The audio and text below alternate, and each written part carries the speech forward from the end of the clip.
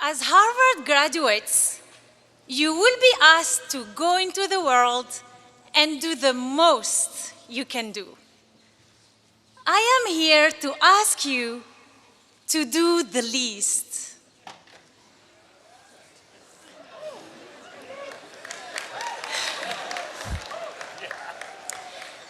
I grew up in a small village in Algeria. Every Friday, my sister and I had our weekly shower at the public bath. We didn't have running water at home. On winter nights, we cuddled against the cold because our heat was cut off. And on some days, we hid our hunger in order not to worry our parents. When I was 7 years old, my country plunged into a bloody civil war. Every night, I prayed to God that tomorrow there would not be an empty seat at our dinner table. On one hot summer day in 1994, my life was changed forever by a man whom I never met, do not know, and can never thank. My mother was at the local market when she noticed a chaotic gathering. Wading into the crowd, she learned that the French government was allowing some Algerians to find refuge from war.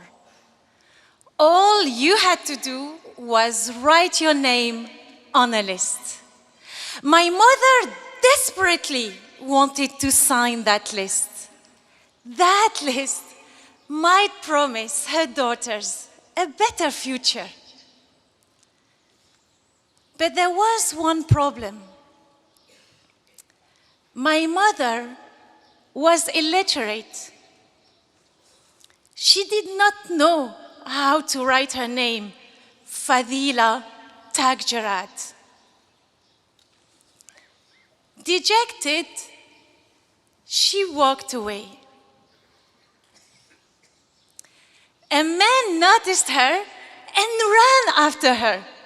He got my mother's name and wrote it down on the list.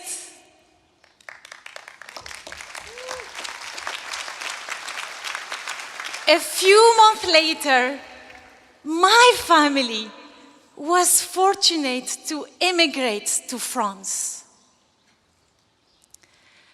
I was sad to leave my beloved homeland, caring neighbors, childhood friends, and extended family. But I knew that bright opportunities awaited me. Had I stayed in my village, assuming I was spared from bullets or bombs, my life would have been very different. I would not have become the first woman in my family to graduate from college, to work and live abroad.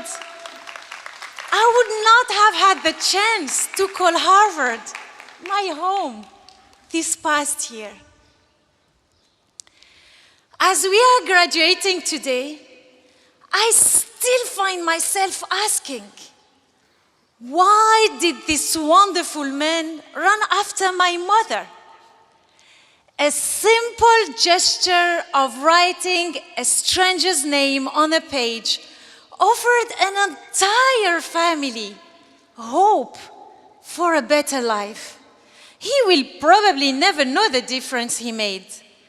But from the small seeds of his goodness have grown fruits of prosperity for my family, myself, and everyone whom we touch.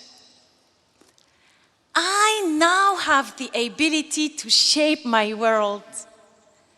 But this ability was sparked by one little encounter which lit up the course of my life. So that is the real power. The power of little things.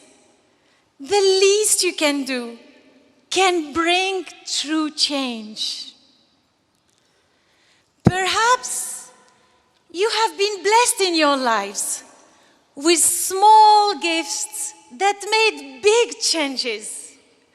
Maybe it was a teacher who instilled in you her love of a certain subject, or a kind stranger who helped you with directions when you were lost. At Harvard, I see it every day in the smiles of the cafeteria staff who keep me so well caffeinated. And in ad hoc babysitting circles, small things, such small things. But from these small things grow inspired people, lasting friendships, and stronger communities. When one person thanks another, the second person often replies, "Oh, it's the least I can do." Because often, the least you can do can be more than enough. You don't need to move mountains. Maybe it's a matter of translating documents for a family at the immigration office, or offering a car ride to a pregnant lady. You never know how these small gestures can affect people's lives. But I can tell you, they do. Fellow graduates, of course, do the most you can do. Your education and legacy demand it. But also, do the least you can do. Because the least you can do might turn out to be the most significant. To that gentleman in Algeria, I now say, shukran, wallahi afik. Thank you, and God bless you. And to each of you today, I ask of you, what is the least you can do now to make the world around you a little better?